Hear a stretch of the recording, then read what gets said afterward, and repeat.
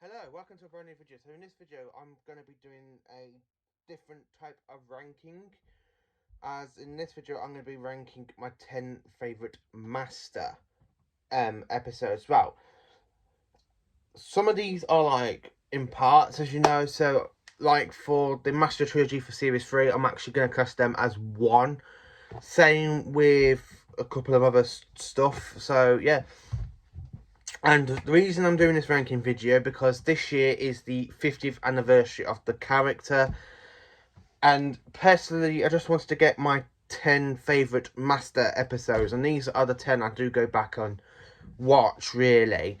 And there are hundreds of episodes of the Master. There are literally loads of episodes of the Master, mainly with the Jon Pertwee era and other stuff. But so coming up is number 10, and this one is one of the best episodes of the Master. This is the top 10 favourite episodes of the Master. If I was going to do a whole video of the Master, every episode I like of the Master, it will be a long video, and I want to keep this short. So, number 10.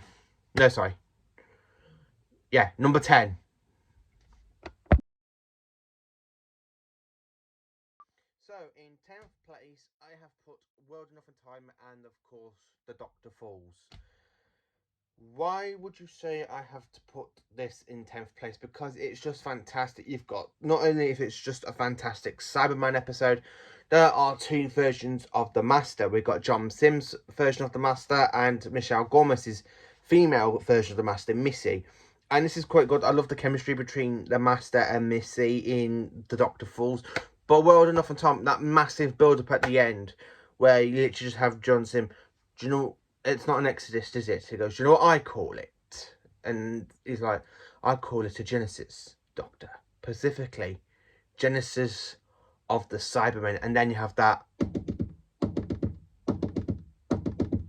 It's just such a fantastic cliffhanger. And then you lead into the Doctor Falls. And again, it's just such a fantastic episode. That one is an absolutely iconic one for me, because it's the very first time we actually have a multi-Master story in the TV on the screen. It has happened in Big Finish, but I haven't listened to all of Big Finish, so I can't really say that because I haven't heard any of the Master stories of Big Finish. But for me to see an actual Master meets Master version, it's just such a fantastic episode. And I know I say fantastic a lot, but this is an actually iconic episode. So yeah, and the only way for you to actually sit down to enjoy this episode, you can either watch it in Series 10 Part 1 or in the complete DVD box set of Series 10, or in my case, the Steelbook version of Series 10, which I have got the Steelbook as well. So yeah. So in 9th place, it is no other than Logopolis, the last of season 18, Tom Baker's last story. And I have to say, even though the Master's not physically in parts 1 and 2, but you just hear Anthony Ainley's evil laugh, it's just such a fantastic story and episode of the Master. And I actually love how that the Fourth Doctor saves the universe from the Master and then falls to his death because of the Master. Or as the next version of the Doctor, aka Peter Davison, that topple with the Master came unexpectedly. It's just such a fantastic episode. I do love Anthony Ainley's version of the Master, and for me to actually say this though, Logopolis is the best type Doctor / Master episode really for Classic Who. It's just such a good one, but it's not the best because we are getting up to then. We're only in 9th place, and so I just accidentally knocked some of the figures. There we go. But for me to say this, Logopolis is the best Tom Baker, and well, I can't really say it's the best because he's only got 3 stories of the Master and they are higher up in this list. But for me, this is the fantastic one for Anthony Ainley, because I haven't got any other stories in my top 10 for Anthony Ainley's version of the Master, even though he is my favourite Master, and even though he's actually fought against the Doctor, the 4th, 5th, 6th and 7th Doctors in the era. This is the best one for Anthony Ainley, because I just loved it how he disguises, like, we don't actually see him for parts 1 and 2. We just see his evil laugh. We actually hear his laugh. And it's just such a good episode. So for you to enjoy Logopolis, like I do, and I can actually tell you how much appreciation I've got for it, I actually own this on the Target novel, the VHS, the DVD, and of course in the Blu-ray box set of season 18. That's the way for you to enjoy Logopolis if you like me. If you only just want one copy of Logopolis, go for the DVD, because for some reason these Blu-ray box sets, once the after a while, they do go up a lot of money, and they just go for a ridiculous amount of prices. So for you to actually enjoy this story, it's in you have to go for Logopolis. And the thing is, though, for Logopolis, you do have to buy the actual Doctor Who box set of New Beginnings for you to get Logopolis. So yeah, number 9, Logopolis. So in 8th place, it is no other than The Demons from season 8. Now this story is going to be coming out in the next few weeks on the Blu-ray collection range, so I'm quite looking forward to that, because it has an extended part 1. But for me, this story is absolutely one of the most recognisable Doctor Who stories. It's 5 parts long, set at Devil's End. It's just such a good episode. Even though you got the Master pretending to be a priest, you have this great big demon named Azal. It's just, and then you've got Buck, which is like a little gargoyle. Unit, again, is brilliant in the story. And the Doctor to control Bessie by remote control is an absolutely good idea. And for me to actually say this, though, this is an actual one of the best Jon Pertwee stories for the Master. So for you to enjoy this actual story, unfortunately, I only own one copy of this so far, which is on DVD, and it's The Demons. And it's just such a good Roger Delgado story of the Master, and of course with Jon Pertwee. So yeah, number 8, The Demons. So in 7th place, I had to put this one in because this is the last story for Roger Delgado, because the actor had an accident, like he passed away in a car crash so they had to write the Master out of it after the story, and it is no other than Frontier in Space. So Frontier in Space, it's an absolutely masterpiece of a story. You've got the return of the Ogons, you've got the new alien race called the Draconians, you got the Earthmen, or actually Earth humans in this, and of course it is just such a binaural story where you got the Master and the Ogons trying to create war between Earth and Draconia. And the best thing is, though, it features, this is the very first time we see a Time Lord and Dalek team up, because the Master is actually working for the Daleks. So the Daleks have lent the Ogons to the Master just to try and create war, so the Daleks can actually rule the universe. It's just such a good actual story. And then of course you have that fantastic scene between the Doctor and the Master fighting, and then they get arrested by Draconians. It's just such a good episode, it really is. And for you to actually enjoy the story, again, you can get this in a DVD box set, which unfortunately I don't own at the moment, which is in the Dalek War. I actually own this on VHS, and of course I own this also in the collection Blu-ray set of Doctor Who The Collection Season 10. So yeah, that is number 7. Now getting to number 6. And no, number 6 might surprise some of you, it might not, but here we go.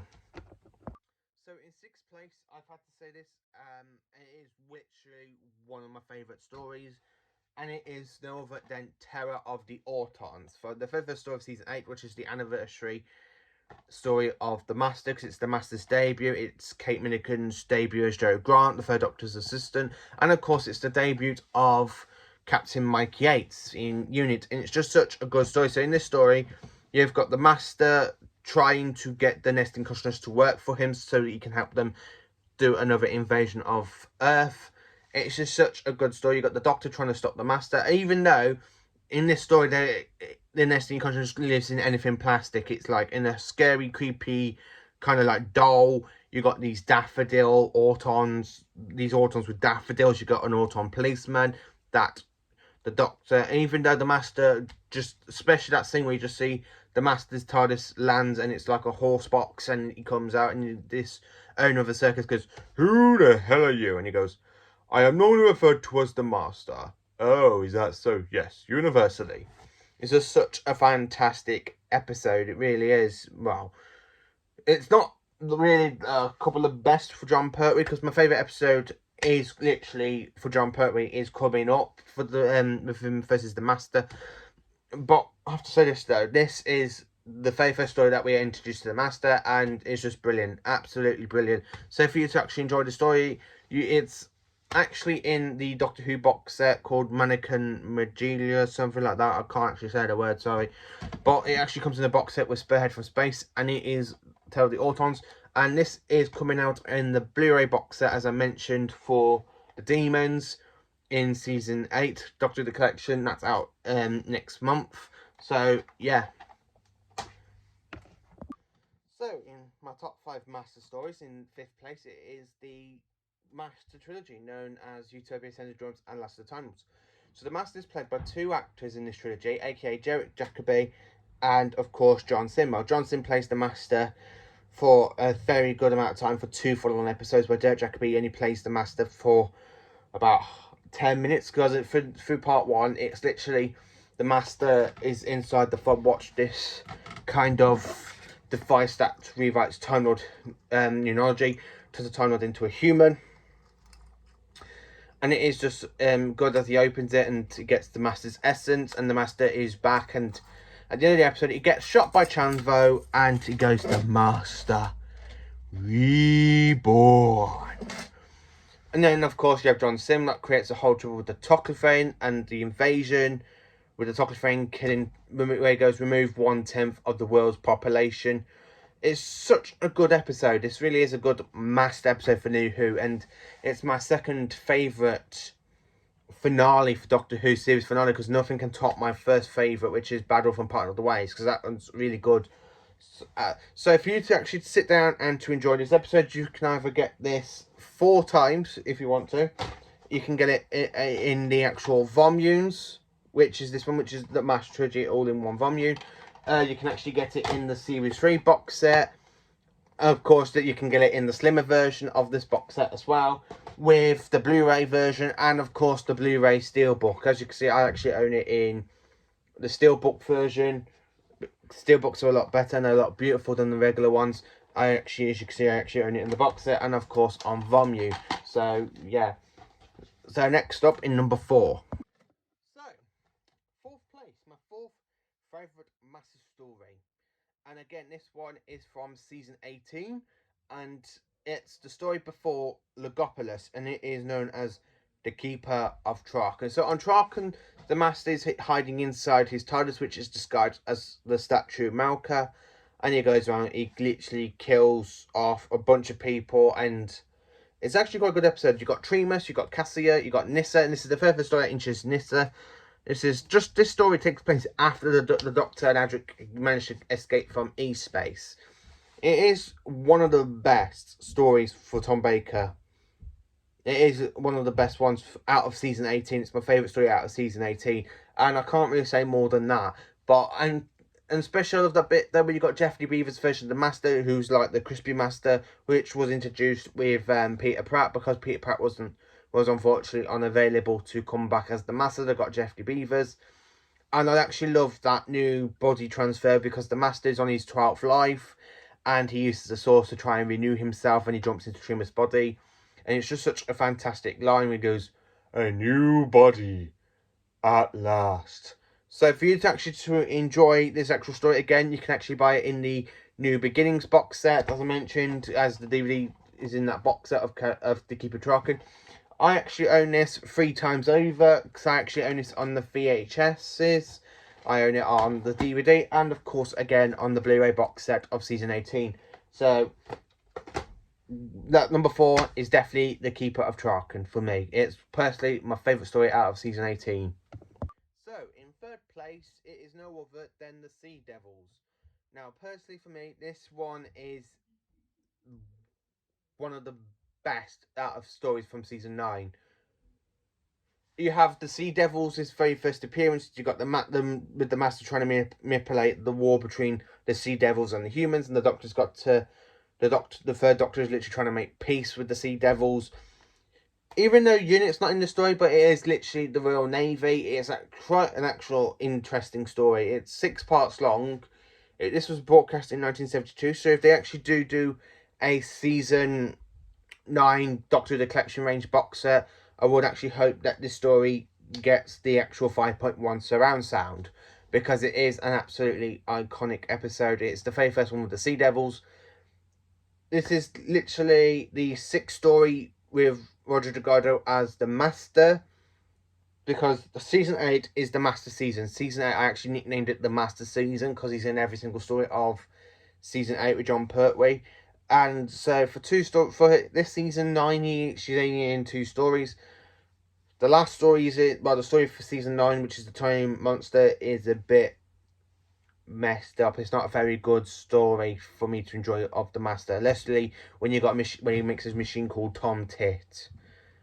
Yeah. So for me, the Sea Devils is literally the best Jon Pertwee story. And this story, for you to enjoy this story, you can get it in the Target novel books, which I believe I have got. Yes, I have. And I have looked in my Target novel that's on the shelf. I actually own it in the Target novel and, of course, on the DVD. I just need to look for the VHS of this story. But this story is literally the 3rd best Master story. And this is my all-time favourite story out of season 9. Really is, out of season 9. So now we're coming up to my top 2 stories. So I will be doing an honourable mentions to this in this video as well. So coming up in number.